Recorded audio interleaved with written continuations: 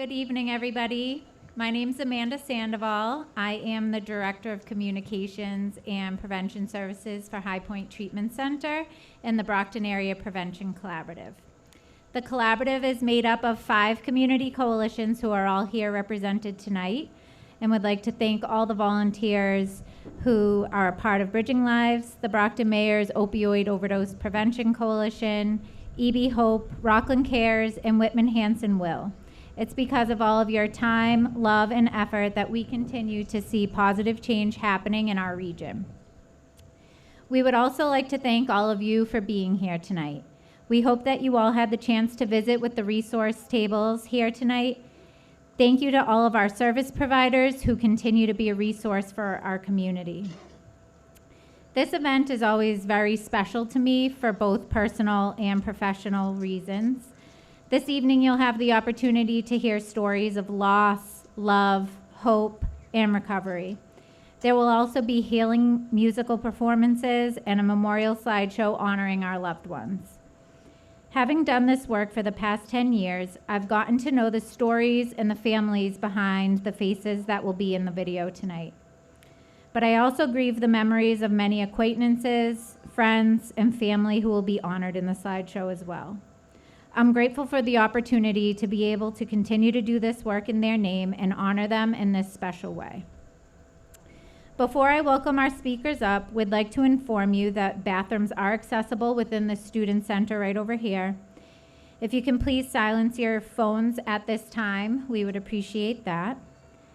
The event will be recorded by Brockton Cable, as well as 1510 AM WMEX and WBMS 1460 AM. We would like to acknowledge Senator Michael Brady and Senator Walter Timilty for being here tonight. We thank you. And I'm going to welcome up Hillary. Thank you, Amanda. Good evening. My name is Hillary Dubois-Farquharson, and I am the Chief of Communications and Prevention Services for High Point Treatment Center, and I represent the Brockton Area Prevention Collaborative. And as much of a nuisance as it may have been earlier when we were setting up, every year that we do this event, we experience this kind of intense breeze. And for all 13 vigils that I've participated in, it has been here with us. And I feel something in that, despite the oppressive heat of the end of August. To me, there is always something that comes with that wind. So I hope you guys feel it too. But for the past few years, as we've planned this event, I haven't been able to speak. I haven't been able to say much more than the opening remarks that Amanda just gave, or basic information. It was just, to be honest with you, too hard. I would look out into a crowd of broken hearts and try to find a way to capture in words something meaningful. Just became too daunting of a task for me. But this year for me is different. In June, my peers and I acknowledged 20 years since our high school graduation. 20 years ago, we were so full of promise. We were raised on the idyllic coast of southeastern Massachusetts, not in the parishes of southern Louisiana or in the hills of Appalachia, and with that came opportunity and privilege. And it would be short-sighted not to admit that. Success was not promised to us. It was not guaranteed. But for us, we had a solid foundation from which to start. And to be honest with you, it gave us all a leg up. Though we would later catch a lot of flack for being dreaded elder millennials, the truth is we did face some things that generations before us and since have not. We were raised during the war on drugs and in the era of just say no. And while we were the first group of kids who regularly wore seatbelts and the first to have tobacco successfully removed from our daily lives, which, to be quite honest with you, are public health miracles that have undoubtedly saved thousands of lives, we had other pitfalls ahead of us. We were early graduates of the DARE program, and at the same time in middle school, marijuana was introduced to us. The Columbine shooting happened during the spring of our freshman year, and the same time ecstasy was introduced and rampant use was available. By the end of my sophomore year, I started hearing whispers about something we locally called OCs. This person had them, they were at this party, they were pills someone got from blowing out their knee, from soccer, football. They were in their parents' medicine cabinets. They felt good, they felt better than ecstasy, and they were safer. By the beginning of my junior year, it was impossible to ignore. We wondered how teachers didn't notice. Drugs were sold openly in classrooms and in hallways. The kid next to me in chemistry class was nodding out. The girl in my art class was nearly constantly using nasal spray to ease the pain from snorting pills. My senior year commenced with 9/11, and the world would never be the same. But by then, in our hallways and our bathrooms, there was no secret left. Withdrawal amongst class members was obvious. Some of us were just white-knuckling it to get through. We were so vulnerable, and we had no idea. 2 semesters of health that we received while we were in high school covered eating disorders and CPR. There was no one there to warn us. They didn't know, so how could we possibly? It could have been any one of us. More than 10% of my high school graduating class is gone. Another several are incarcerated.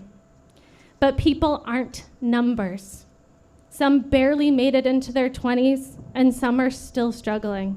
Many left children behind. They were the boy who was nice to me and sat next to me on the bus, the girl with the beautiful green eyes who could make anyone laugh. There was the kid who sat behind me every day from 6th through 12th grade. There was the girl who would always say hi to me in the hallway. There was my friend since the 2nd grade. This morning, I put my sons on the bus for the first day of 3rd and 4th grade.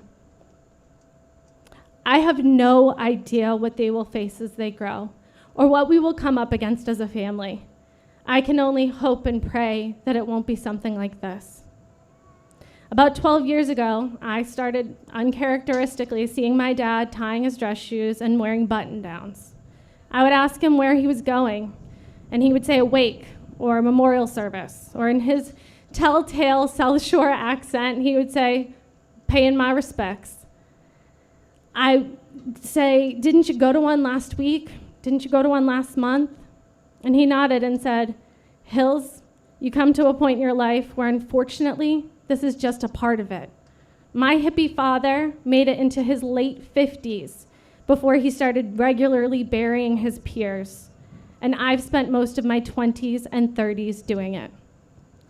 To the class of 2002, I see you. I am you. I'm so sorry for what we've been through. I've spent the time since we were last together working hard on this, trying to not leave another generation in the same lurch we are in. If you are gone, you are not forgotten. And if you're still struggling, we are here for you. I'd like to introduce Jen Cantwell to introduce DA Cruz.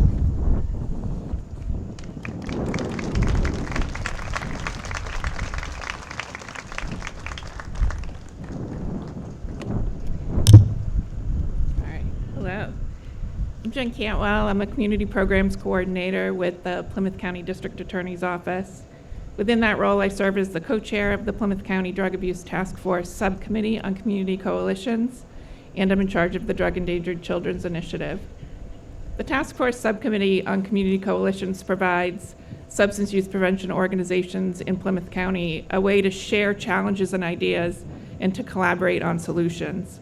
I attend as many coalition meetings as I can throughout the county, and where I've had the great pleasure of working with many of the professionals and volunteers working to prevent youth drug and alcohol use in our communities.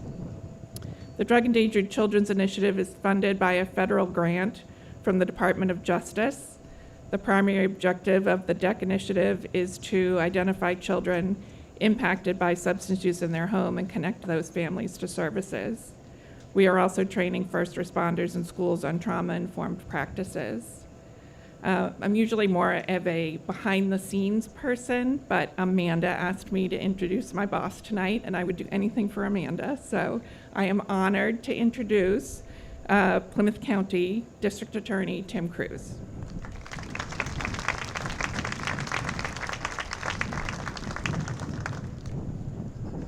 Thanks, Jen.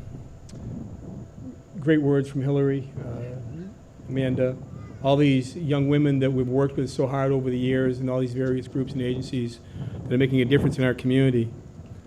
And it's a privilege to be here again tonight. I believe I've been at all these ones here in Brockton and all the other ones we go to in our county. And when you look out into the crowd, it is the same faces, the people who have lost somebody that they love, somebody that we know, somebody that they know, a brother, a sister, sons, daughters, parents, leaving behind them a wake of turmoil and problems for the grandparents who are taking care of their grandkids, for the children who witness their loved ones and the trauma that they deal with in their lives as they go forward, because they certainly are drug endangered, which is something, as Jen just said, that we've been working with many of these other groups that are here today to make a difference and trying to help those children so they can get the resources that they can to try to stop these cycles of drug abuse that's unfortunately all around us. But tonight, we stand still, we light candles, remember the people that we've lost, but just as important, we renew our pledge to continue the fight. Last year, the Department of Public Health, in 2021, the state of Massachusetts had the most overdose deaths in its history, 2,290. Those numbers aren't the same here in Plymouth County. Our numbers have gone down, I believe, for a variety of reasons. But make no doubt about it, one death is too many. And until we get in front of this all together, no matter what it may be, and I think what it will take will be all the people here, all the groups here, all the agencies here, people who continue to talk, people who continue to get the word out, the people who have been making really a difference in people's lives. You know, I sit out here and I see friends, and I see, you know, Senator Timilty, I see Scott Allen there from the former police chief in East Bridgewater, who's now, you know, working in so many different groups for PCO. Plymouth County Outreach is really one of a kind, which is basically, as we deal with the 27 communities, if there's a non-fatal opiate overdose, within 12 to 24 hours, a recovery coach and a plainclothes police officer will bring information to that family. Because stigma is still there. Problems are still there. And I truly believe that our numbers have gone down as a result of a lot of the great work from the people that are here. We continue to work with the United Way of Greater Plymouth County's Family Center to support families who are impacted by substance abuse through our Drug Endangered Children's Initiative. As I said, one overdose is too many. I promise that we'll continue the fight. Tonight is a moment to reflect, to remember fondly the people that we've lost. To each and every one of you, I thank you for coming here tonight. I thank you for the work that you do, the differences that you've made, and trust me, you may not know it, but you've affected somebody's lives, and you've affected it by being here tonight. Thank you very much.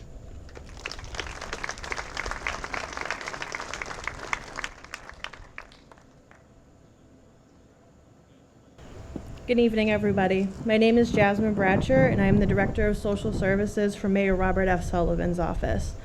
The Brockton Mayor's Opioid Overdose Prevention Coalition is a collection of agencies that work collaboratively to conduct community outreach, provide education and training, and provide support and resources to those in need, with the ultimate goal of lowering the number of fatal overdoses seen both within the city and within the region. Please do not hesitate to reach out to the Mayor's office if you are ever in need of support or services. On behalf of Mayor Robert F. Sullivan and the members of our office, we want to thank you all for being here this evening and for supporting the work that takes place every year to make this happen. We also want to thank the Brockton Area Prevention Collaborative for all the planning and work that goes into pulling an event like tonight together. I am honored to introduce the Cappuccini School of Performing Arts, who will be performing A Safe Place to Land.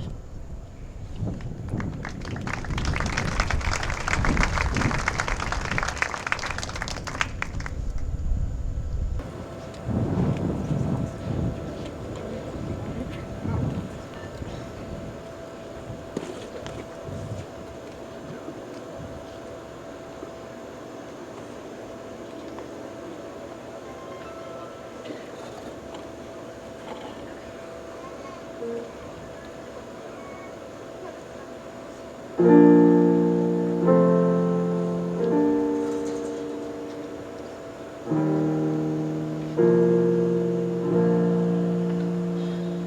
holding your breath is safer than breathing, when letting go is safer than keeping, when innocent words turn to lies, and you can't hide by closing your eyes. When pain is all that you offer, like the kiss from the lips of a monster. You know the famine so well, but never met the feast. Home is the belly of the beast. The ocean is wild and over your head, and the boat beneath you is sinking. Don't need room for your bags, hope is all that you have. So say the Lord's Prayer twice, hold your babies tight. Surely someone will reach out a hand and show you a safe place to land. Oh, imagine yourself in a building, up in flames, being told to stand still. The window's wide open, the sleep is on faith. You don't know who will catch you, but maybe somebody will. The ocean is wild and over your head, and the boat beneath you is sinking. Don't need room for your bags, hope is all that you have. So say the Lord's Prayer twice, hold your babies tight. Surely someone will reach out a hand and show you a safe place to land. Be the hand of a hopeful stranger, a little scared but you're strong enough. Be the light in the dark of this danger, till the sun comes up. Be the hand of a hopeful stranger, a little scared but you're strong enough. Be the light in the dark of this danger, till the sun comes up. Be the hand of a hopeful stranger, a little scared but you're strong enough. Be the light in the dark of this danger, till the sun comes up. Till the sun comes up. Till the sun comes up. Till the sun comes up.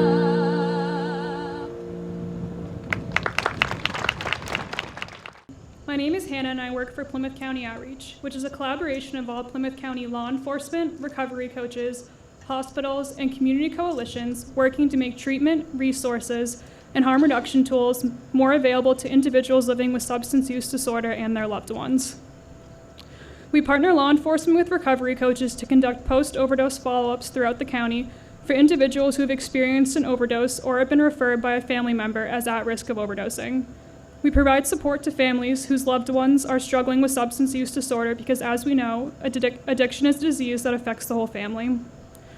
We also provide support to individuals who have lost someone to a fatal overdose with the help of our wonderful grief support specialist, Mary Peckham. As a program, we work to meet people where they're at, wherever that might be, and help them make any positive steps towards recovery. We collect real-time overdose data throughout the county, and I'd like to share some of that data with you tonight. From 2017 to 2019, the numbers showed Plymouth County was making slow but steady progress in reducing fatal overdoses. We were hopeful that things would continue to decrease as our community continued to fight back, but nothing could have prepared us for 2020. We all did the best we could to continue providing support and resources, but we're not immune to the effects of the pandemic. At the end of 2020, Plymouth County saw an 18% increase in fatal overdoses. We went into 2021 working harder than ever before to bring that number down because every fatal overdose is too many. I am happy to report that in the year 2021, Plymouth County saw an 18% decrease in fatal overdoses. The first 6 months of 2022 show an additional 13% decrease in fatal overdoses, which is lower than they have been in that time period since 2017. This decrease is the result of the tireless work of every organization here and more, because it is not a job any one person or organization can do alone. Today, I'd like to highlight one person who has gone above and beyond to help this community. Haley Kennedy began working with us as a per diem recovery coach in 2018. She has since worked her way up to becoming a Massachusetts State Certified Recovery Coach and works with us full-time in a specialized role doing hotspot outreach in the hardest hit communities in Plymouth County. Specifically in Brockton, she works closely with the Homeless Improvement Project to provide basic needs supplies, harm reduction tools, and support to individuals experiencing homelessness. Haley is one of the most passionate and dedicated recovery coaches I have ever met, and we are truly fortunate to have her on our team. With that, it is my privilege to introduce Haley Kennedy to share her journey to recovery.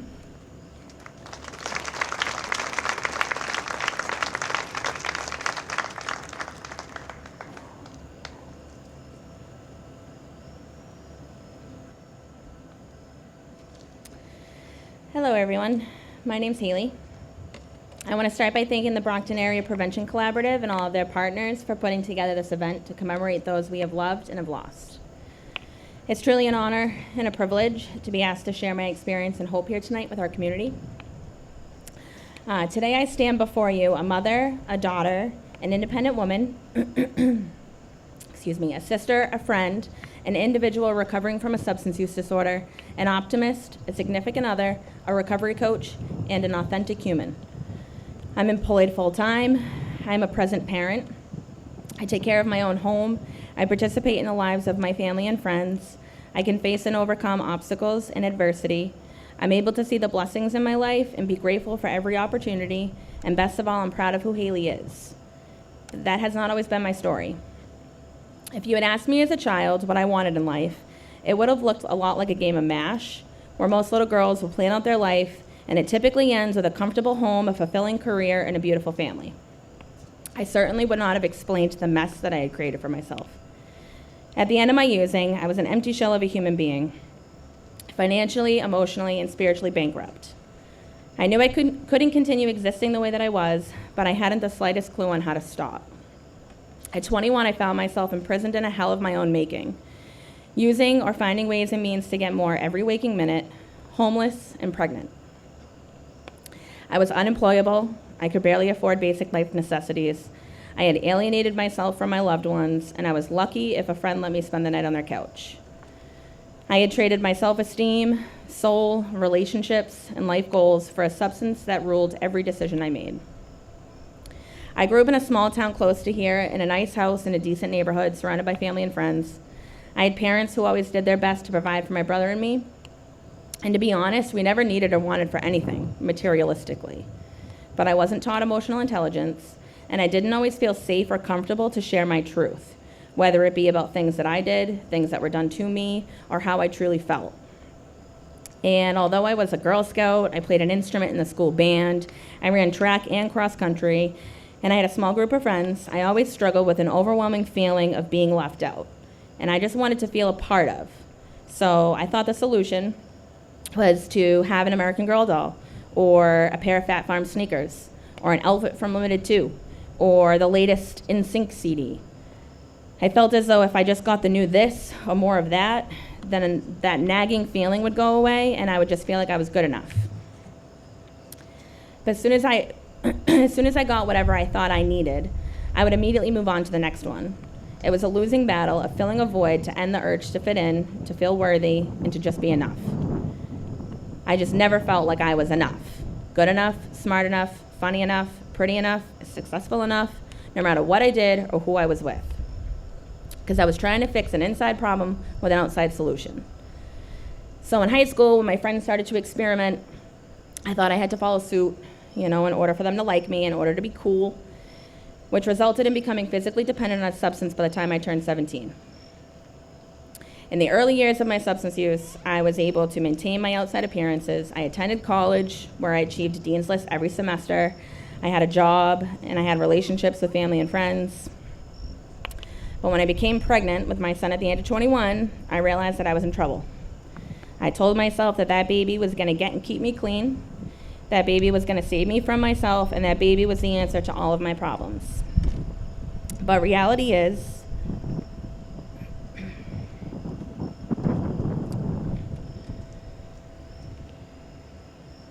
there's only one thing stronger in this world than the love for my son, and that's the disease of addiction. So I had to make some difficult but life-changing choices, and with the support of my family, I attended my first inpatient treatment. Everything I learned in my 4-month stay paved the road for my recovery. Through my growing self-awareness, education on the disease, and willingness to stay abstinent, I was able to grow and change into a young mother in recovery. And I wish I could say that I continued on that path up until this point, but I celebrated 5 years of sustained recovery August 5th, 2022. My son is now 8, so we can do the math.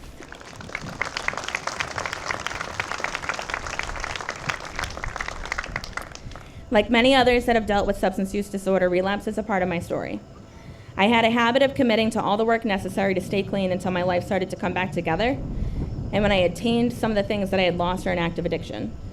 And then when everything would start to look okay from the outside, I would withdraw from those things that had got me there in the first place, like attending regular Narcotics Anonymous meetings, individual therapy sessions, and taking mental health medications.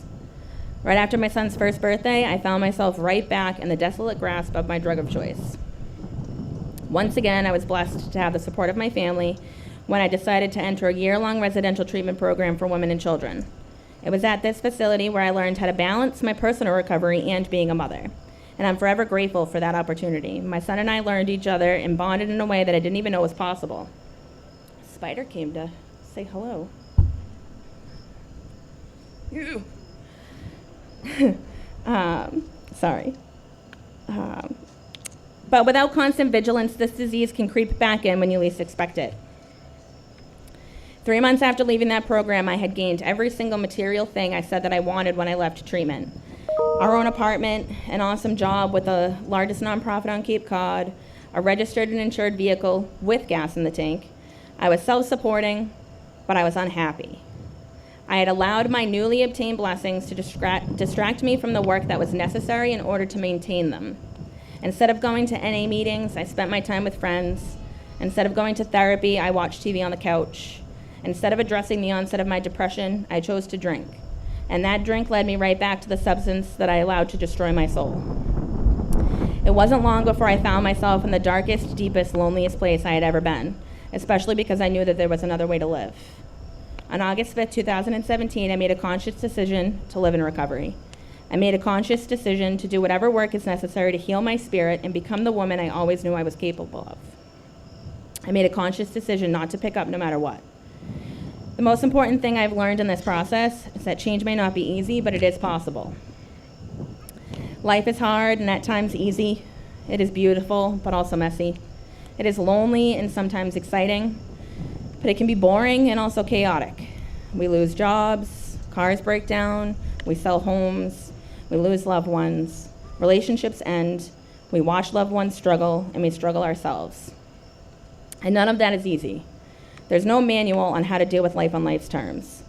But something I've learned is that acceptance leads to freedom, and the freedom to choose how we respond or react in those situations. I can curse and cry on the side of the road when my car breaks down, or I can call a tow and then laugh about the poor timing. I can be full of fear to start a new job, or I can embrace the new opportunity. I can mourn the loss of my childhood home, or I can look forward to making more memories in the new one. I can feel helpless watching others struggle, or I can support them with unconditional love. I can get hung up on how far I still want to go, or I can find hope in how far I have already come. I can feel regret and guilt about my peers who have lost their battle, or I can celebrate their lives and honor them through continuing my recovery. At my worst, I was unable to see my full potential. I became comfortable in unacceptable situations. I was full of fear and doubt, and I was hopeless and insecure. Today, I know my potential is limitless. I have overcome one of life's most difficult battles. I know I'm intelligent, resourceful, and capable, and I can do anything that I set out to achieve. A huge part of my journey to this place of self-confidence has been working with Plymouth County Outreach. Today, I get to help individuals who may have felt just like I did. people who have who have experienced a traumatizing overdose, or individuals caught in the grasp of substance use disorder, and they deserve someone to remove the barriers to treatment and support them in their process. It's honestly an amazingly rewarding experience because I get to be the person that I needed.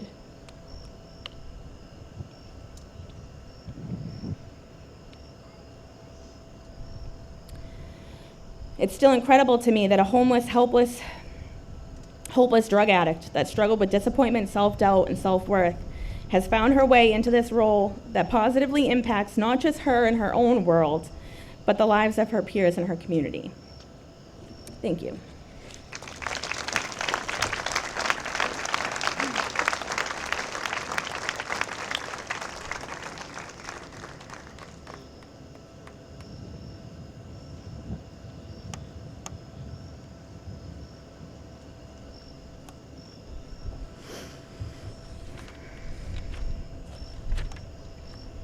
Good evening, everyone. My name is Gabby Sullivan, and I'm a grants manager at High Point Treatment Center and the Brockton Area Prevention Collaborative.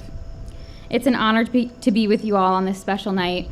Thank you to Haley for being so vulnerable and sharing your story with us tonight. I now have the pleasure of welcoming up Vicki Lynch, a local artist who has been performing at our vigils for many years now. Vicki has the voice of an angel, bringing us all a sense of comfort and healing. Please welcome Vicki to sing Why by Rascal Flatts. Thank you very much.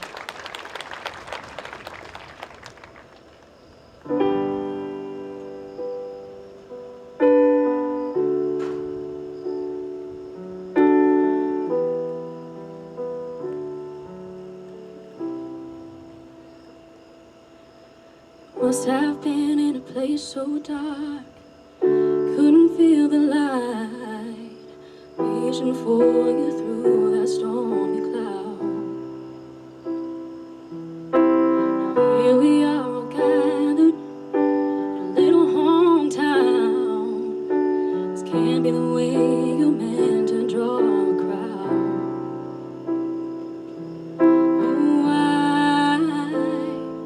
Oh, that's what I keep asking. Was there anything that I could have said or done? Oh, I had no clue that you were masking the troubled soul, and no, God only knows what went wrong, and why you would leave the stage in the middle of a song. In my mind to keep you frozen as a 17-year-old, rounding third to score the winning run. And you always played with passion, no matter what the game. And when you took the stage, you shined just like the sun. Oh, that's what I keep asking. Was there anything that I could have said or done? Oh, I had no clue that you were masking troubled soul, and no, God only knows what went wrong, and why you would leave the stage in the middle of a song. Oh,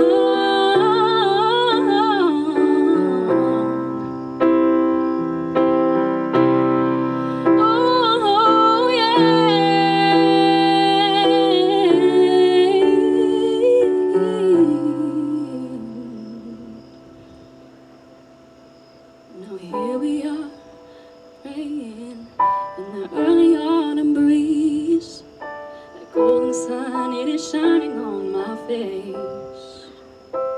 Through those tangled thoughts I hear a mockingbird sing. Maybe this old world really ain't that bad a place. Oh,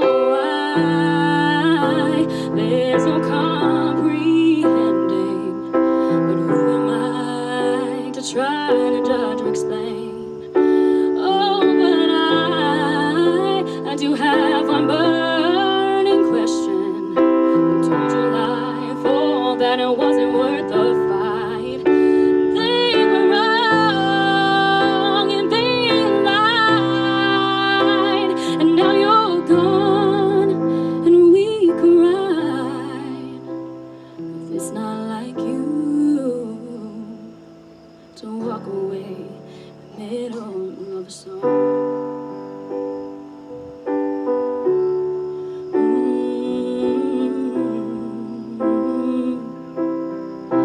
Oh, you're beautiful song.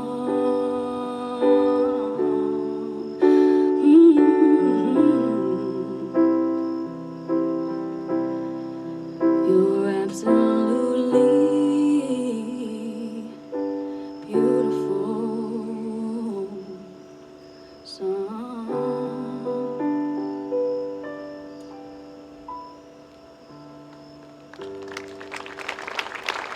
Thank you.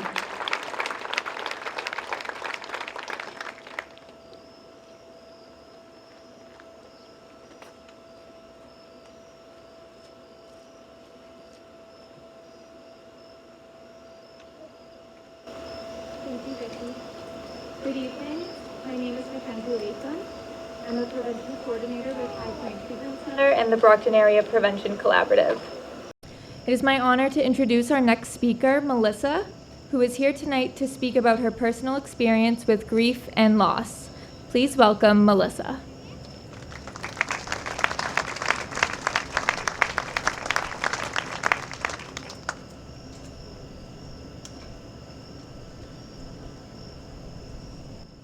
It's a little dark, but I can still see.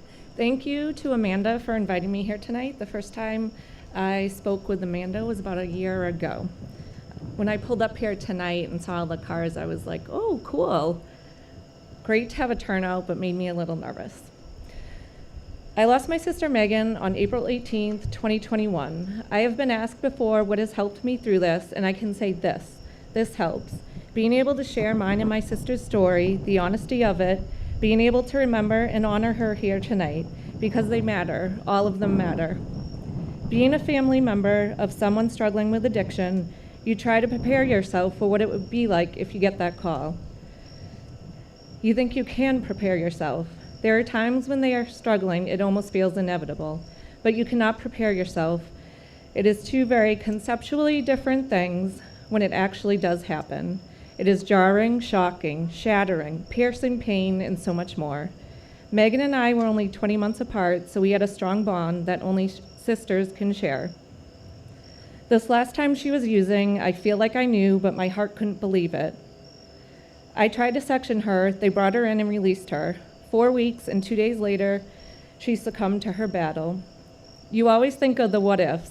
What if I had done this? What if I had done that? But we can't do that to ourselves. It wasn't my job to save Megan. We did the best we could with a nearly impossible situation. This last time she was struggling, it consumed me. The anxiety I felt was like none other I had ever felt. I would get up in the morning and literally shake my hands out as to try to shake the anxiety out.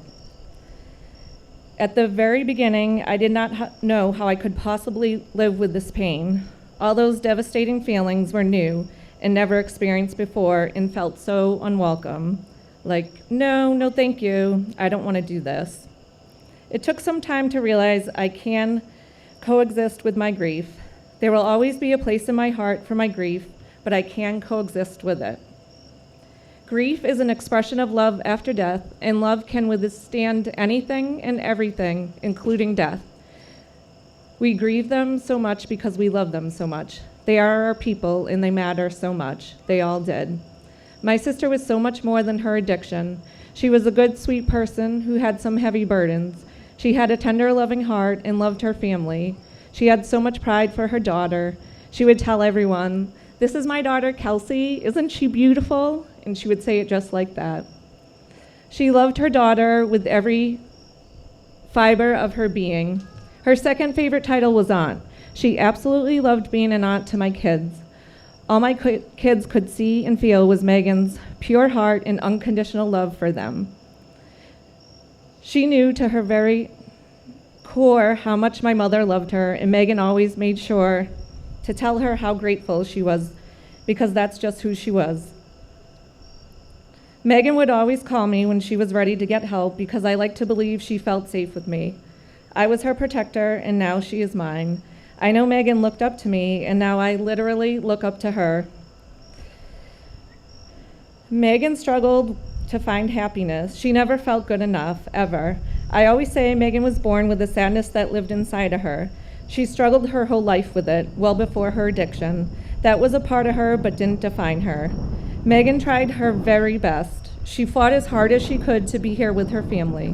What I would want you to remember the most about my sister is her pure, beautiful soul and her easy, gentle spirit.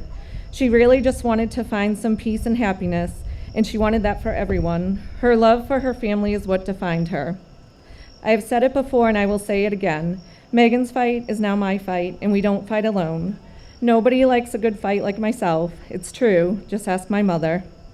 Because Megan lived and because she died the way she did, in comes the good, in comes the light.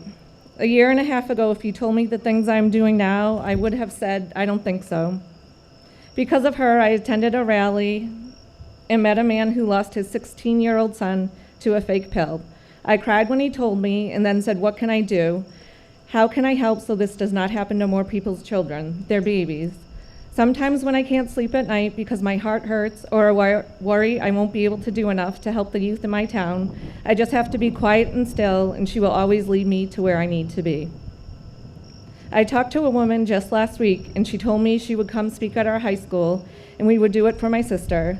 That's hope. That's God. That's Megan. Doors have been opened, and now I will be able to work in prevention and education, and it's because of her. My path in life has been changed, and only for the better. When I thought about what I wanted to talk about, naturally, the word hope came to mind. Someone told me many years ago, hope, hold on, peace exists. There is a meeting Thursday night called Hope is Here in Abington. There is so much hope right here tonight. We hope people will recover. We hope we can help others. We, as bereaved families, when we have bad days, we hope to have a better one tomorrow.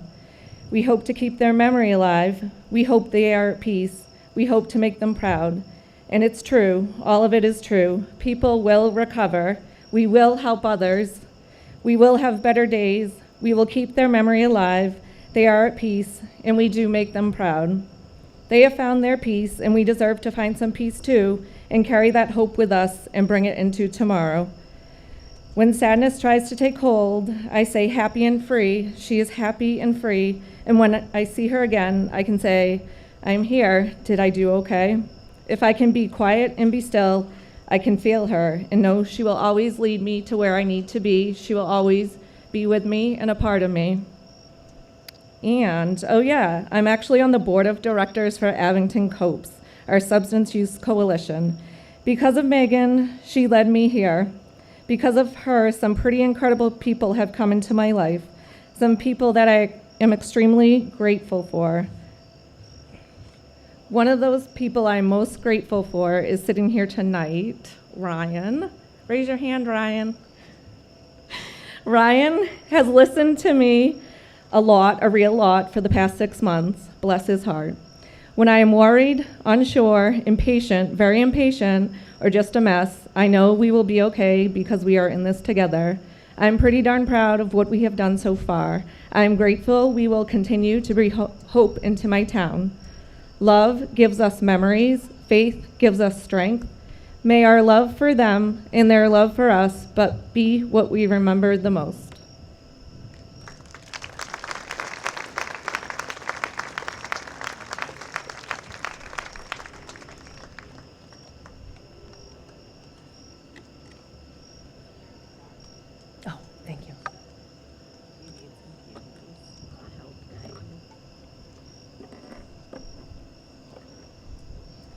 Thank you. Good evening. My name is Laura O'Brien, and I am a member of the Bridging Lives Community Coalition and the advisor of the Bridging Lives student group, the Bridging Lives Peer Leaders. We work closely with the communities of Bridgewater and Rainham to spread awareness and provide meaningful and relevant education around substance use disorder beginning at the elementary school level. We have also adopted a sort of mantra with the understanding that good kids make bad decisions sometimes, but it's what you do next that matters. With the support of our community coalition, local and state first responders, and school administrators, we have also had meaningful trainings about the importance of reaching out to parents, guardians, or trusted adults should you or anyone you are with need a safe ride home or medical assistance. And it's been extremely meaningful to be able to have these conversations with our high school youth, and I would encourage anyone who has a child or a niece or a nephew or a teenager in your life to have that conversation, acknowledging that good kids, good people make bad decisions. It's part of being human. But please remind them that there is not a parent on the planet who wouldn't rather get a phone call saying, I made a mistake, can you please help me? Could you help my friend? Could you come get me? Than a knock on the door from a police officer saying, we're sorry your child didn't make it. And after having these conversations with our students, they have started these discussions with their parents, even if they felt some animos about doing so, and have always had the same result. Please call me. I would rather have you call and say, I'm really sorry. I'm not well. My friend isn't well. We're not safe. So I thank you for your attention, and it is my pleasure to introduce once again, Cappuccioni. Thank you.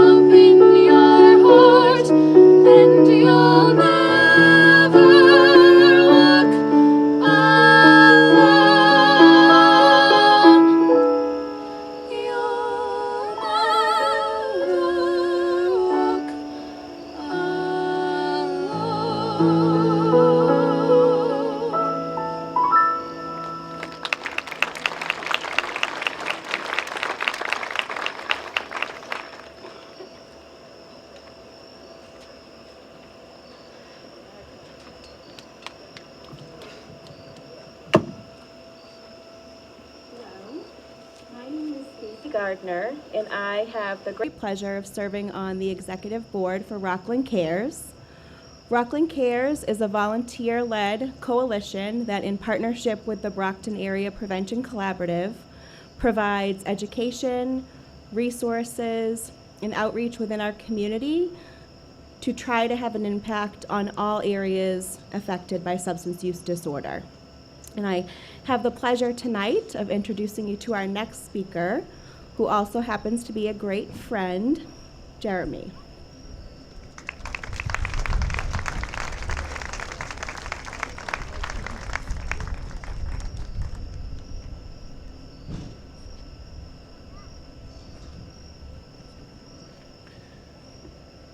Thank you, Stacy. Thank you, Rockland Cares, for having me. Hello, my name's Jeremy. I'm an alcoholic and an addict. How y'all doing tonight? Can't see for anything. So I'm going to tell you just a little about my story. I was kind of a late starter when it came to drugs and alcohol, but I definitely made up for those early years. I was in my early to mid 20s when I started.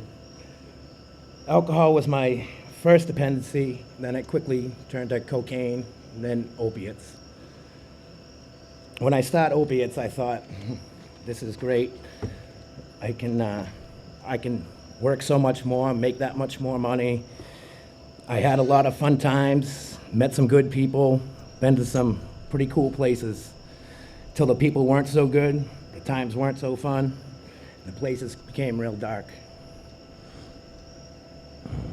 Drugs made me do things I'd never imagined I would ever do, and go places I never thought I would ever be. Drugs mentally and physically controlled my life. I tried to stop so many times. I've been to so many detoxes, I can't even name them all. I went willingly, I just couldn't stop, and it wasn't from lack of trying. Every detox, I would tell myself, this is the last one, and I meant it every time I said it, but the drugs had other ideas. One of the many times I had been arrested, I was offered drug court, which I declined. The judge thought I was crazy. I asked him for jail time instead because I knew drug court was just going to prolong the inevitable for me. That was 4 years and 364 days ago. It took me 12 years to get that demon off my back. And just as soon as I got that demon off my back, another one hopped right on. About 2 years of being opiate free, I started drinking like there was no tomorrow. I was drinking a lot. 6 sleeves of 100 proof vodka every day. I physically could not get out of bed without it. I've had seizures, I've had pancreatitis numerous times. It didn't matter. I couldn't stop drinking. I drank like that every day for a solid 3 years. It didn't matter how hard I tried. I couldn't stop. Mentally and physically needed alcohol in my system. Again, I went to as many detoxes as I can count. On the umpteenth try, I finally stayed long enough to actually listen and take suggestions. I stayed for 3 weeks. I completed my first CSS. When I got out of rehab, my sister Melissa and this wonderful person I have the privilege of calling my friend Stacy did the impossible. Not only did they find a sober house for me, but they actually convinced me to go there instead of going home. That sober house is Rockland Recovery. This house strongly enforces working the 12 steps. We're all held accountable for all our own actions. Going to the house at 449 was one of the best decisions I ever made. The friends I made there, the camaraderie we shared while I was there, was and is still second to none. Matt, Steve, Nick, Timmy, Kev, even Duffy, who didn't show up. The list goes on. But at any time, we all knew we could always, no matter what the circumstances, always count on each other. To talk, to vent, even to cry. Most importantly, just to be there. Being in that house and working those 12 steps has made me the man I was supposed to be all along. I'm a better father, brother, uncle, and friend because of this house and the people in it. It's now been over 13 months without any mind-altering substance in my body. Thank you. Within these past 13 months, I've gotten a great job doing what I love to do. I managed to open a bank account and actually keep money in it. It adds more than it subtracts now. It's been 11 years since I've had my license. I'm now due to get it back in 23 days. I now have the trust of my family, which in my family is everything. My little sister, Sarah, she lets me watch her kids. I can take them to the fair, and she doesn't even worry about it. It's one of the best feelings you could ever have. A couple of weeks ago, I was awarded sole physical custody of both my children. Thank you. And if any of you guys knew me over 13 months ago, you would have thought that was an impossible task. But with the guidance of God, my family, AA, and Rockland Recovery Program, I'm staying here tonight happy, healthy, and sober. So anyone out there that thinks that you can never get sober, there is a solution. For me, it was the 12 steps. Never give up. There is hope. Recovery is possible. Thank you.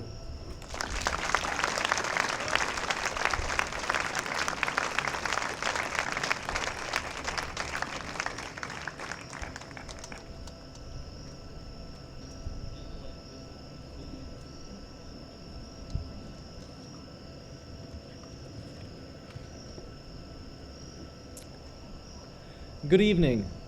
I'm Christopher Skutek, and I'm a teacher at the Whitman-Hanson Regional High School and a member of Whitman-Hanson-Will. Whitman-Hanson-Will is the Substance Use Prevention Coalition serving Whitman and Hanson. The coalition provides substance use prevention resources to students, families, and the community at large, including education, awareness, and support. The coalition has organized endless school and community-based initiatives such as student support groups and community events that help bring awareness of the effects of drugs and alcohol to the forefront. We invite anyone in our communities to attend our monthly coalition meetings to join us in our endeavors. At this time, I want to reintroduce Vicki Lynch to perform Keep Me in Your Heart.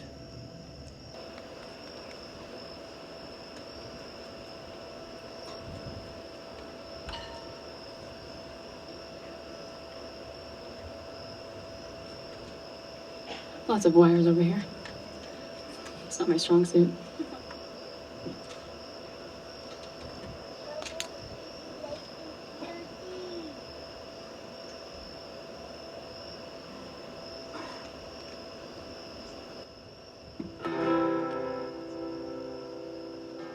Shadows are falling and I'm running out of breath.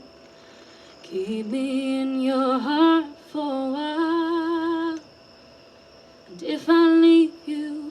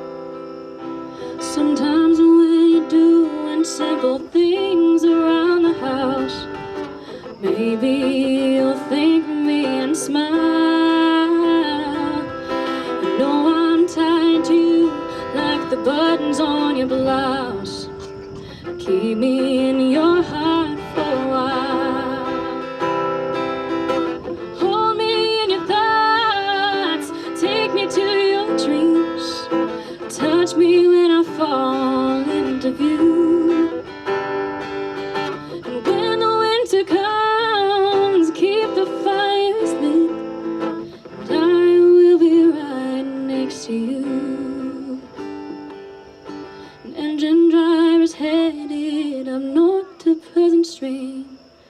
Keep me in your heart for a while.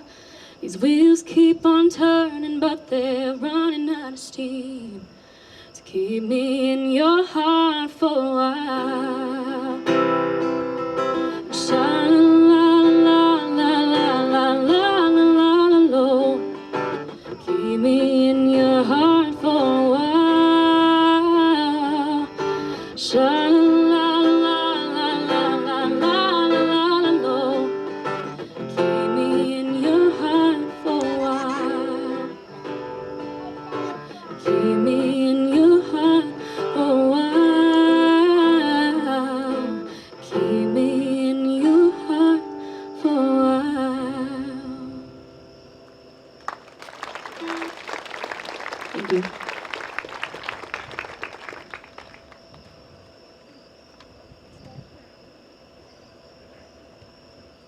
Good evening. My name is Scott Allen. I'm a resident of East Bridgewater and a original board of director for EB Hope. Thank you to our leaders, Senator Timilty, Senator Brady, District Attorney Cruz, Mayor Sullivan, for your continued support. For those that aren't familiar, or for my fellow coalition partners in the Brockton Collaborative, EB Hope in 2013 was a grassroots community coalition of community members who shared a common goal to help educate and bring awareness to our community on substance use disorder. For me at the time, as a now retired police officer, EB Hope was a defining moment in my life. It educated me on substance use disorder as a disease and really changed the way in which we in public safety, working with our community, address substance use disorder and related community health issues. EB Hope has been the vision of a leader who I look in my career as one of the strongest leaders that I know. She is an advocate like no other.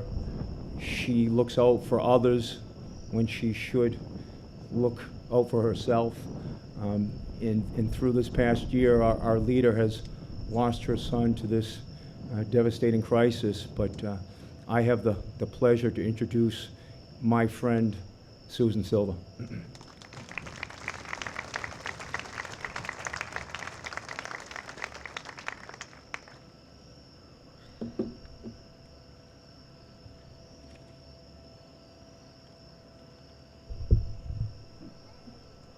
I'm going to turn the flashlight on my phone so I can see.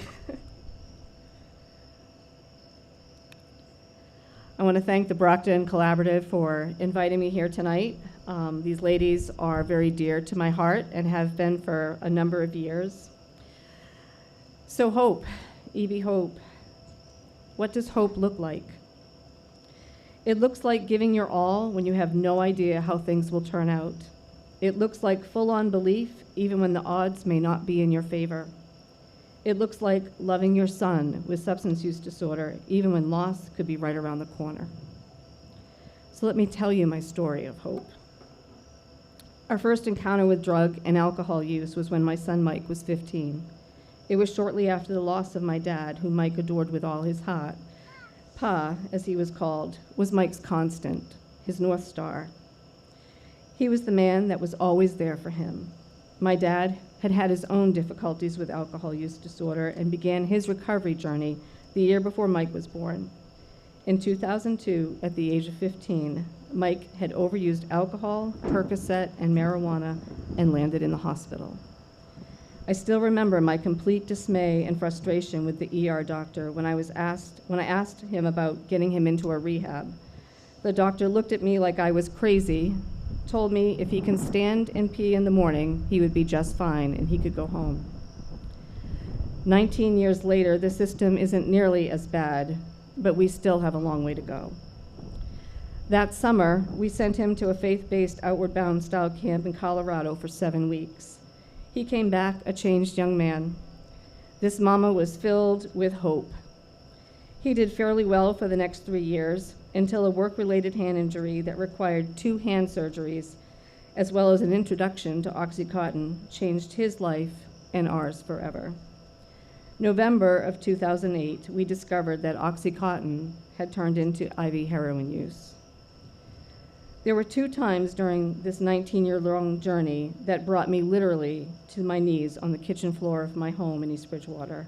The first was discovering the needles in his bedroom that November, and the second was on August 9th, 2021, when fentanyl, laced with cocaine and a pulmonary embolism, took his life. Every day in between was a battle between hope and not again. For those of you who knew my son Michael, you knew his heart, that smile that would light up a room, the laugh that came from his very soul. You knew that he was a good brother to his sisters and his brother. You knew that he was a good son, a good grandson, and an amazing human being. He also had the desire to help others, and always has. I remember when he was a little boy, we passed an elderly man pushing a shopping cart filled with all of his belongings along the road. Mike looked up at me and asked why was he doing that. I explained to him that it seemed this man was homeless. Without skipping a beat, he said, "Mom, can we take him home with us?" Over the years, Mike did indeed bring many people home to our home. And during his time at the Plymouth County House of Corrections, he would call me and say, "Mom, so-and-so is getting out next week. He needs a sober house. Where should he go? Can he apply for a scholarship? How can we help him?" He always had a heart to help others. During the last 15 years, Mike found recovery. He had 4 great years. From 2012 to 2016, he had a great job, found the love of his life. They had a beautiful son, a 3-bedroom apartment. Life was good. Hope was alive and well. And then it wasn't. Mike got his heart broke. The love of his life moved out. His little boy wasn't in his everyday life, and he found it hard to hope. Between 2016 and 2021, his life went between recovery and reoccurrence over and over. Each time, the reoccurrences got closer together than the attempts at recovery. For most of June and July of 2021, Mike was in treatment. Each day, he was more and more determined to finally put those reoccurrences in the past. For the first time ever, he, not me, he chose a really strong 12-step sober house to attend when he was released. He was ready. I had plans with my PCO Hope team on August 8th, the day he was to be released. I had not planned to be the one to pick him up that day. Something inside of me told me to change my plans. So I did. I made the drive to Spectrum Westboro, and I'm so very glad I did.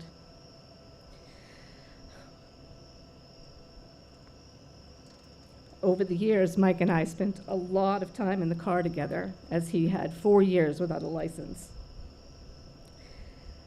He was excited. On August 8th, we had our final drive, and it was the best drive we've ever had. He was excited about turning 34 in just a few weeks. He asked me, "Mom, what do you think? Your boy's going to be 34 in a couple of weeks." I responded, "I believe it's going to be the best year for you ever." About 2/3 of the way home, he reached over, grabbed my hand, and said, "Mom, you never have to worry about me again. I'm not going back. I'm done." At 1:30 that afternoon, he left to get a haircut and pick up a few things at Walmart before moving into the sober house.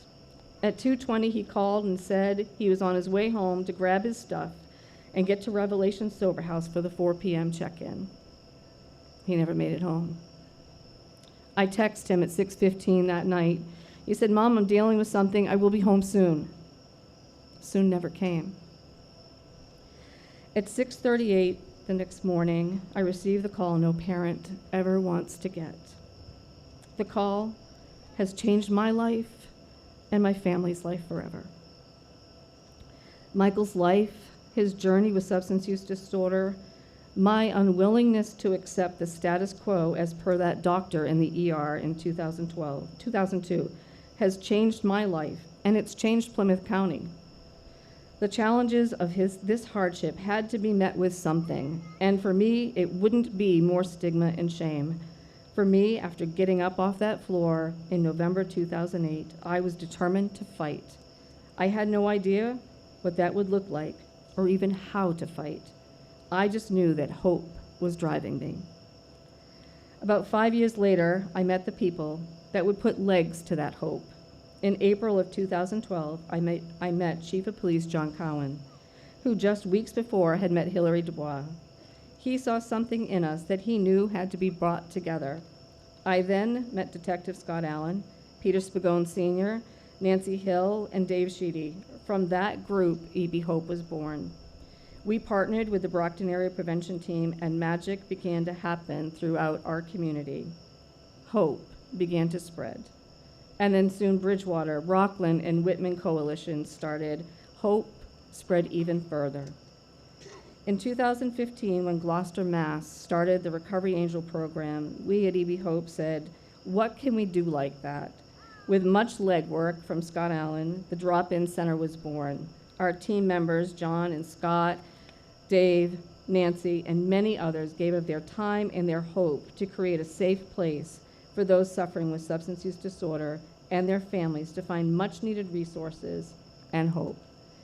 Because in the back of my mind, that doctor in that ER back in 2002 gave me reason to be sure no family ever had to wonder how to get help for their loved one. Just this past Friday, as I was scrolling through Facebook, I came across a post for a drop-in center hours in a community in Texas. I'm about 99.99% sure that's because Scott Allen talked to a chief of police in Texas and told them about the drop-in center model. In 2016, a partnership with Plymouth County Outreach turned into PCO Hope, an organization that has grown into a multifaceted resource that runs mobile drop-ins around Plymouth County, offers harm reduction services, and has helped over 200 individuals with scholarships for sober living support just in the last 2 years, and so much more. The men and women that make up the PCO Hope team, Sarah Cloud, Anne-Marie Winchester, Carmen Dwyer, Mary Peckham, Justin Campbell, Ryan O'Connell, David Sheedy, Jim, and Scott Allen, not only have had my back this last year, but they continue to put legs under the hope we have to help others. Mike's life, his struggle, our family's heartache, the profound loss this mama's heart feels every single day will not be in vain. I refuse to allow hardship, shame, stigma, and now loss to win. I've had to find the strength to get up off that floor twice.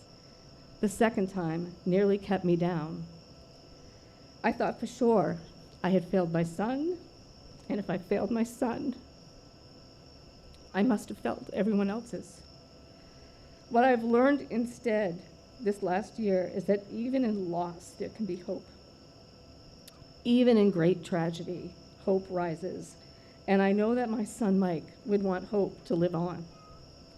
I will continue to fight for resources, for gaps in services to be filled in, for the Michaels and the Matthews and the Shawns and the Currans and the Lukes and Dannys and Nathans and Tommys, the Kathys, the Amandas and Felicias and Nicoles, and every one of our sons and daughters to find hope. Tonight, as we remember, as we view the 400 plus precious lives as they come across the screen, will you determine in your hearts with me to not let shame, stigma, and loss try to hold us back? Will you instead fight along with me to get up off the floor and to keep hope alive?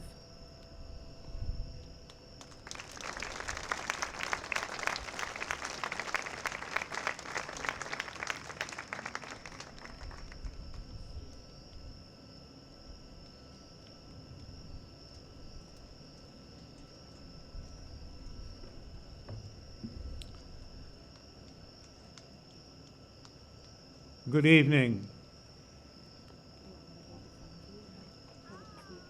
Yeah, please. I would like to thank our last speaker for being such an inspiration to all of us tonight. She's been an inspiration to me and countless others since the opioid epidemic began.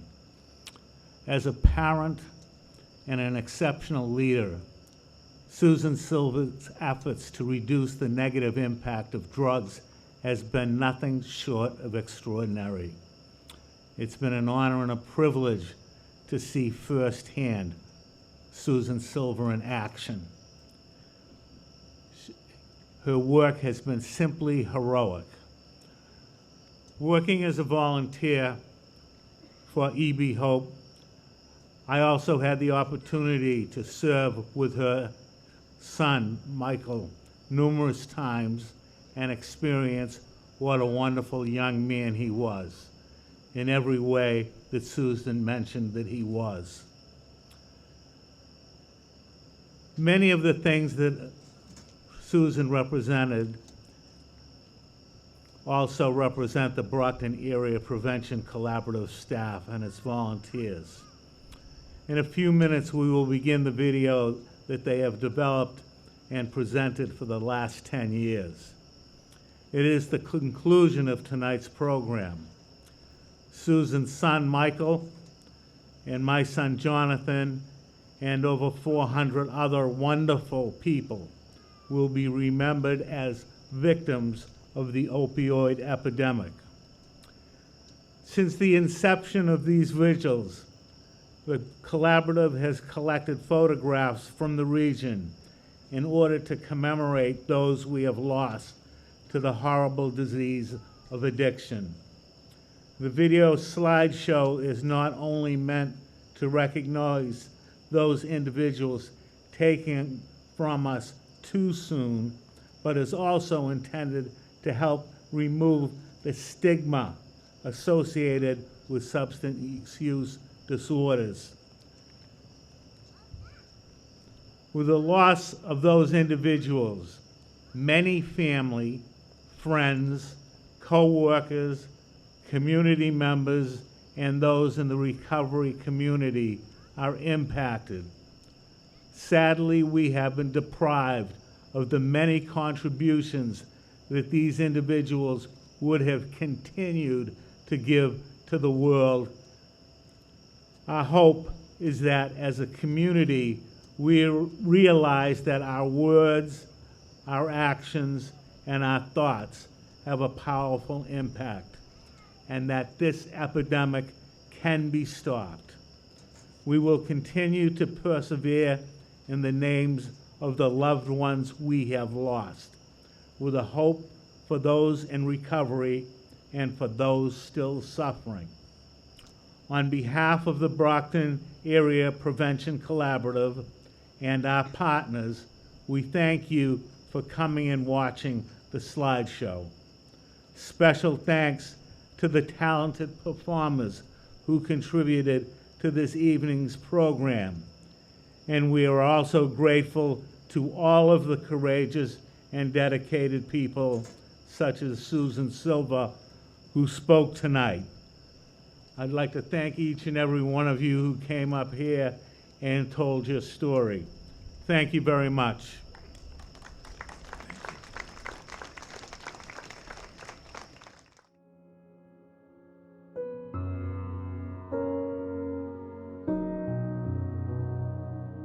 You were here for a while in this feverish place. You carried me for miles and left without a trace.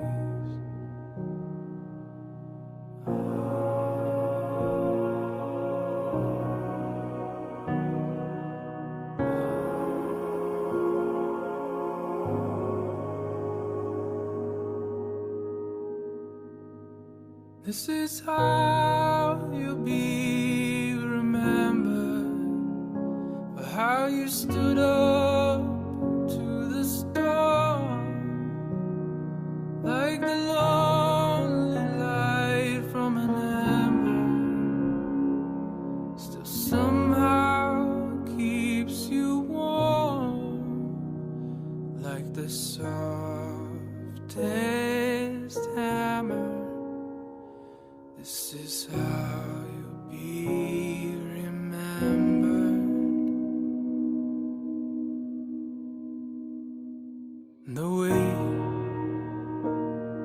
child lays their hand upon the stove. Well, there's a bright world beyond the dark door, and it's like nothing that we've seen before. This is how you'll be remembered, for how you stood up to the storm, like the lonely light from an ember, still somehow keeps you warm, like the softest hammer. This is how you'll be remembered.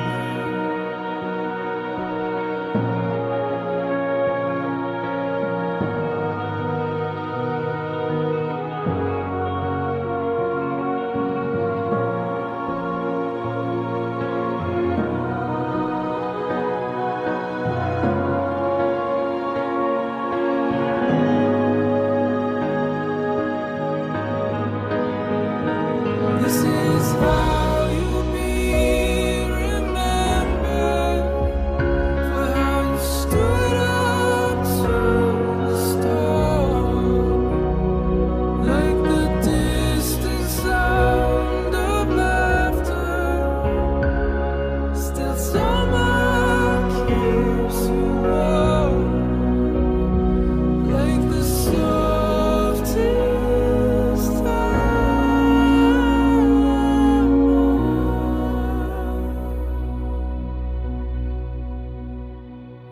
This is how you'll be remembered.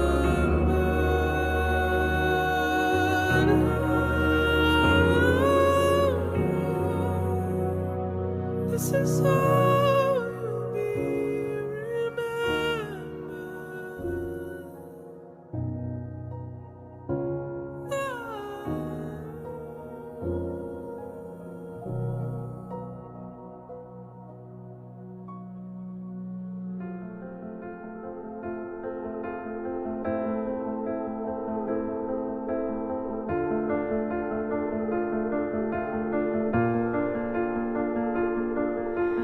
I keep fighting voices in my mind that say I'm not enough.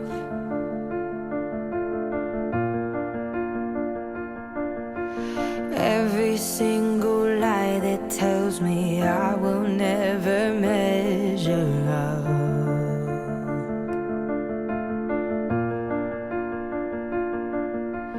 Am I more than just the sum of every high and every low?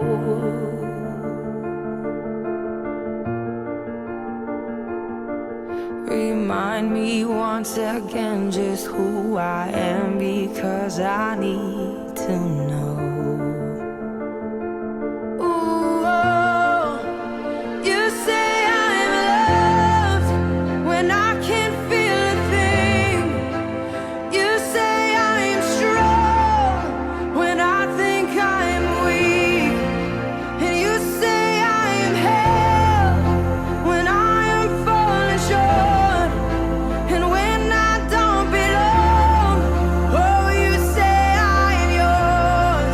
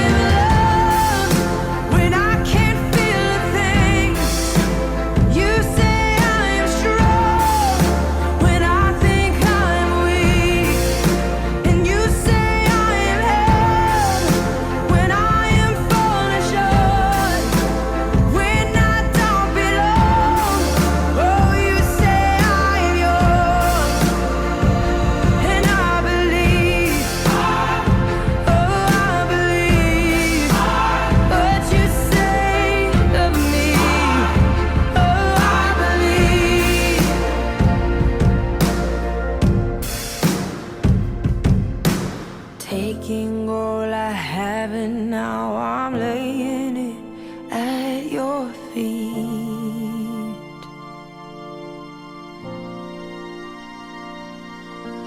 You'll have every failure, God. You'll have every victory.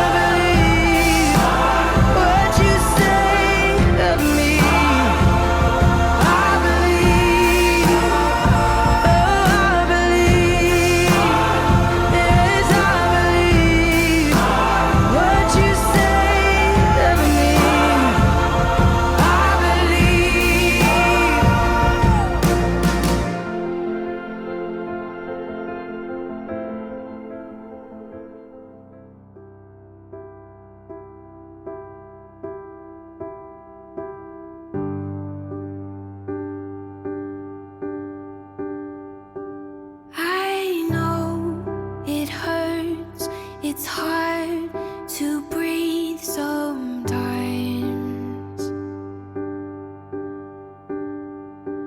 These nights are long, you've lost the will to fight.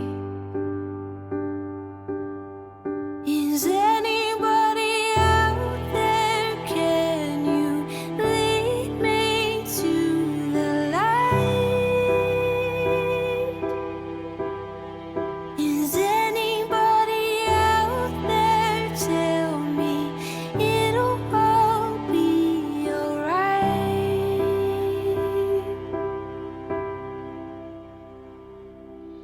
You are not alone.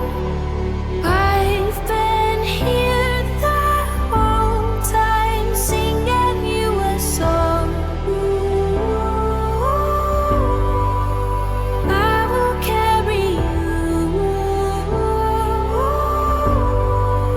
I will carry you.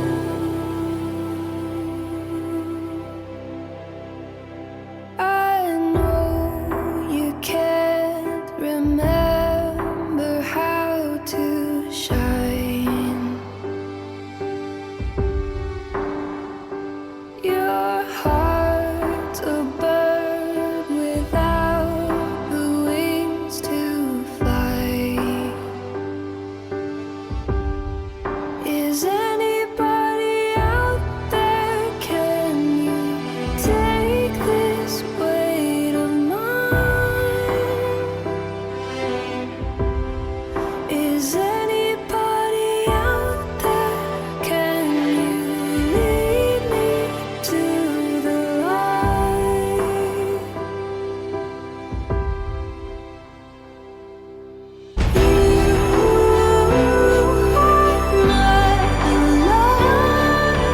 I've been here the whole time, singing you a song.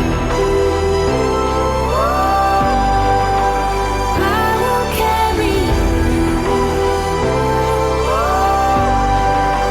I will carry you. Is anybody out there?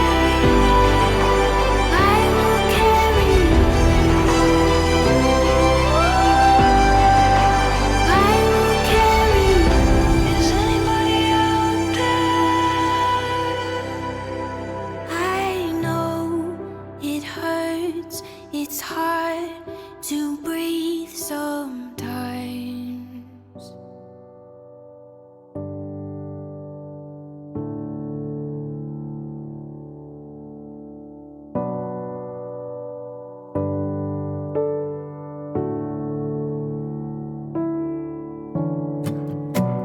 Loving and fighting, accusing, denying. I can't imagine a world with you gone. The joy in the chaos the demons were made of. I'd be so lost if you left me alone. You locked yourself in the bathroom, lying on the floor when I break through. I pull you in to feel your heartbeat. Can you hear me screaming, please don't leave me? Hold on, I still want you.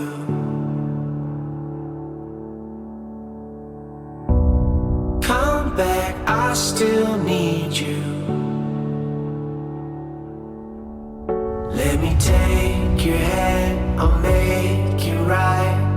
I swear to love you all my life.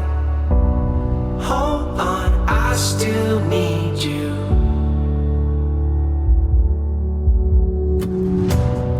Long endless highway, you're silent beside me.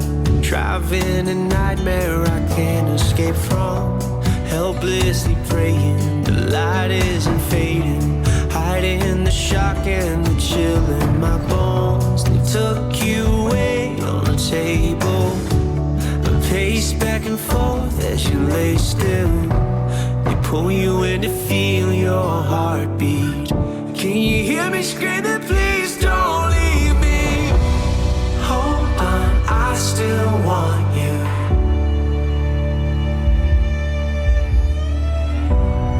Come back, I still need you. Let me take your hand, I'll make it right. I swear to love you all my life. Hold on, I still need you.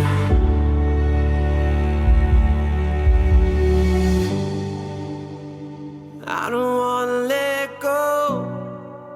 I know I'm not that strong.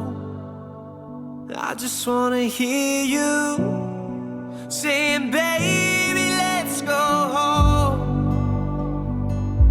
Let's go home. Yeah, I just wanna take you home.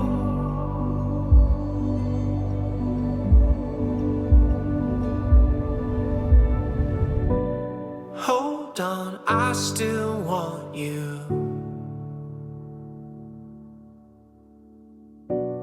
Come back, I still need you.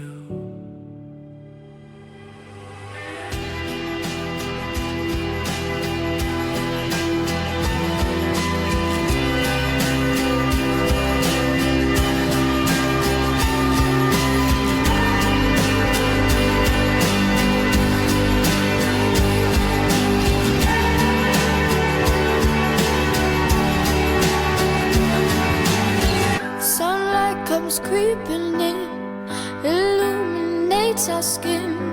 We watch the day go by, stories of what we did. It made me think of you, it made me think of you.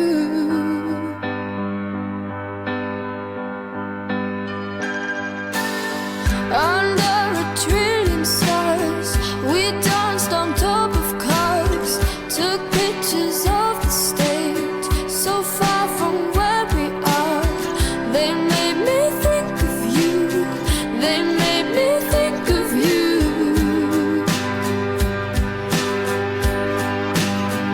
Oh, lights go down in the moment we're lost and found.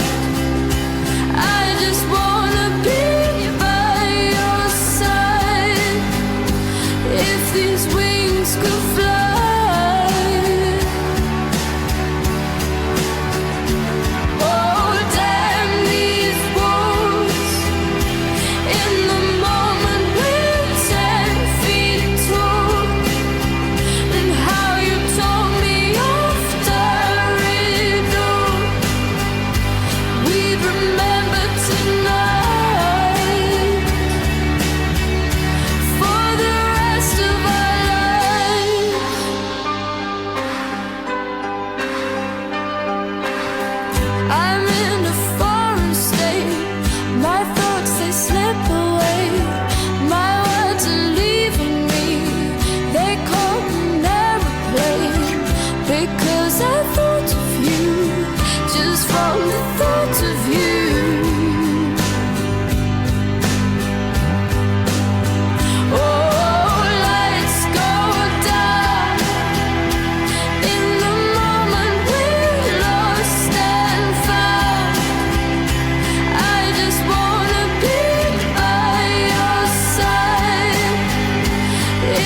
these wings could fly, oh damn these walls. In the moment we're 10 feet tall, and how you told me after it all. We remember tonight for the rest of our lives.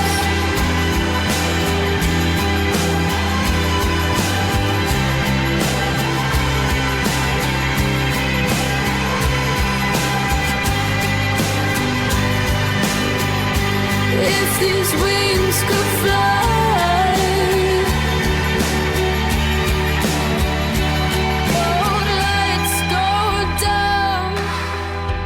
In the moment we're lost and found, I just wanna be by your side. If these wings could fly,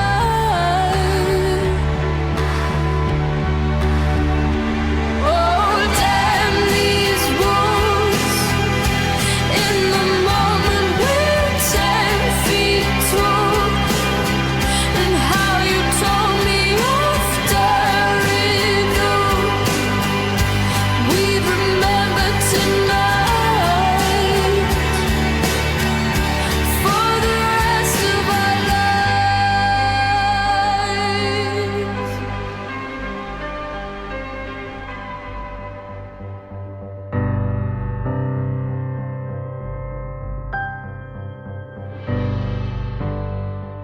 Staring at myself in the mirror, I see so many parts of you.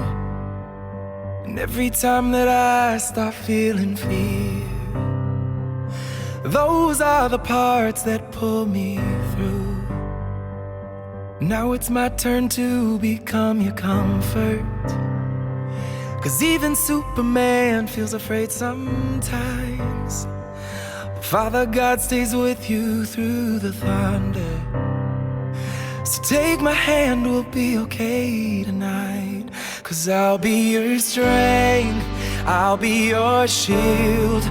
Everything you've been for me since I knew how to feel. Don't you be afraid, dance with me in the rain, and I'll reflect right back at you all the good you gave. If it's my love you should know, I'll remind you before you go.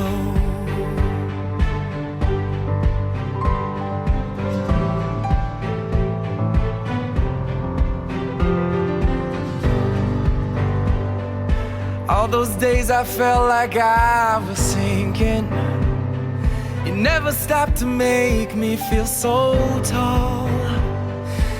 Every time I found myself in struggle, you were there to help me find my call.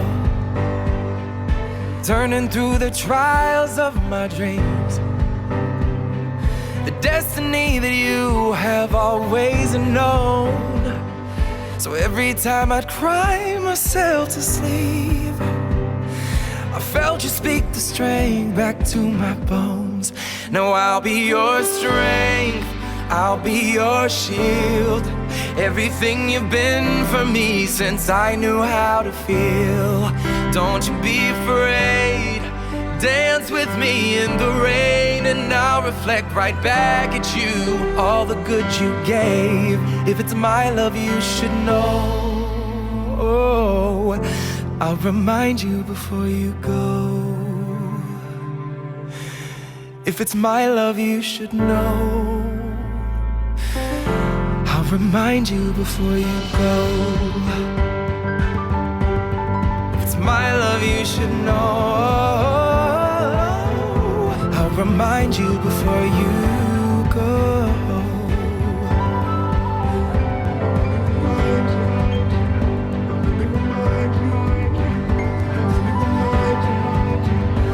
Let me remind you.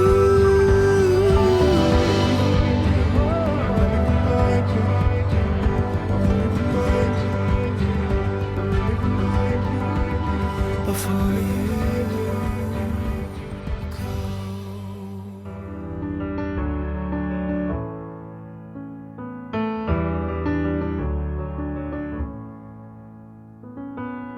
I remember all of the things that I thought I wanted it to be.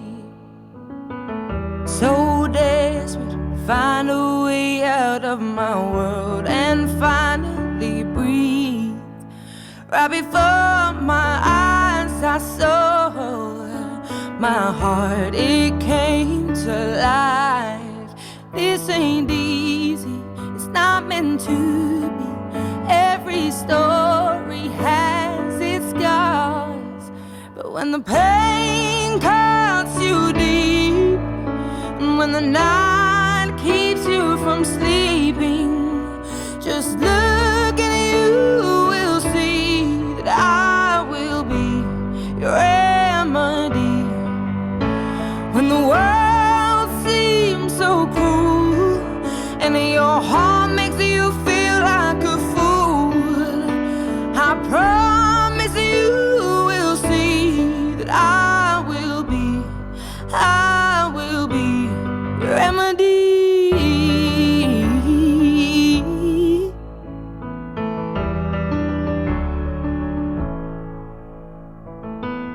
No river is too wide or too deep for me to swim to you. Come whatever, I'll be the shelter that won't let the rain come through. Your love, it is my truth, and I will always love you. Love you. When the pain cuts you deep, and when the night keeps you from sleeping, just look and you will see that I will be your remedy. When the world seems so cruel and your heart makes you feel like a fool, I promise you will see that I will be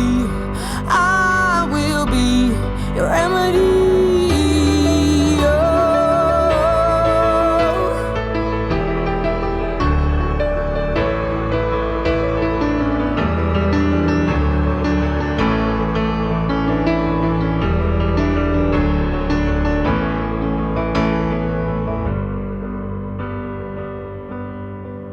When the pain cuts you deep, when the night keeps you from sleeping, just look and you will see I will be. When the world seems so cruel and your heart makes you feel like a fool, I promise you will see that I will be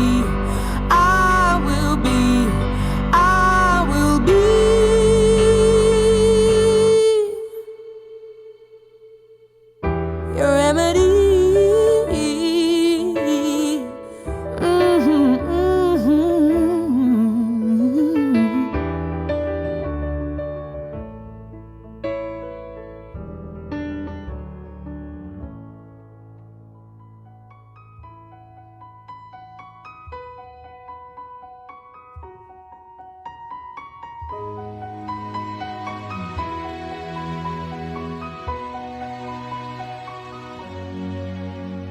I like to say I'm okay, but I'm not. I try, but I fall. Close my mind, turn it off. But I can't be sober, I cannot sleep. You've got your peace now, but what about me? Thought we had the time, had our lives, and I never get older, older. Didn't say goodbye, now I'm frozen in time, getting colder, colder. One last word, one last moment. to ask you why you left me here behind. You said you'd grow with me.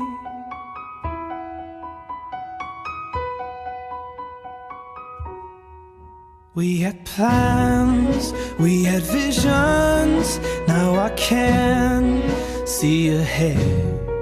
And we were one, we were golden, forever you said.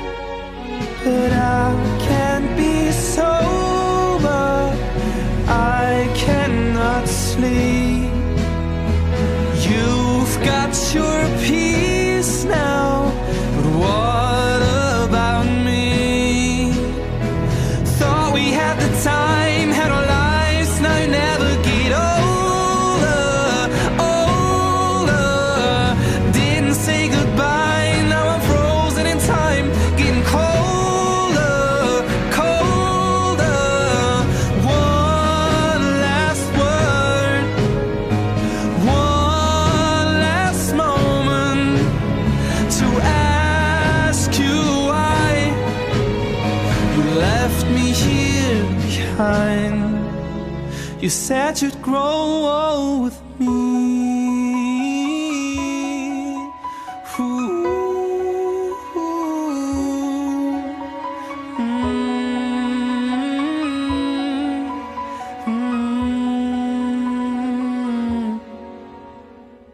Thought we had the time, had our lives, now you never get older, older. Didn't say goodbye, now I'm frozen in time, getting colder, colder. One last word, one last moment, just to ask you why you left me here behind. You said you'd grow old with me.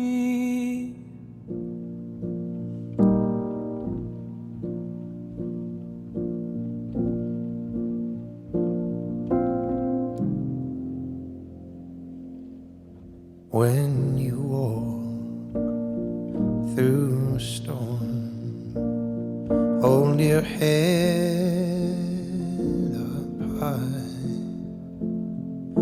and don't be afraid of the dark. At the end of a storm, there's a golden sky and the sweet silver song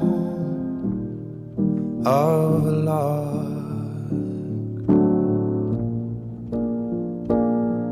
Walk on through the wind, walk on through the rain, though your dreams be tossed and blow.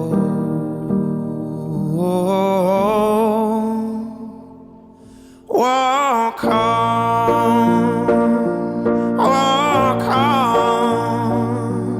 with hope in your heart, and you'll never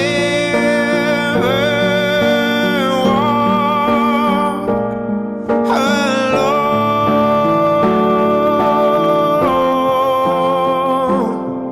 and you'll never walk alone.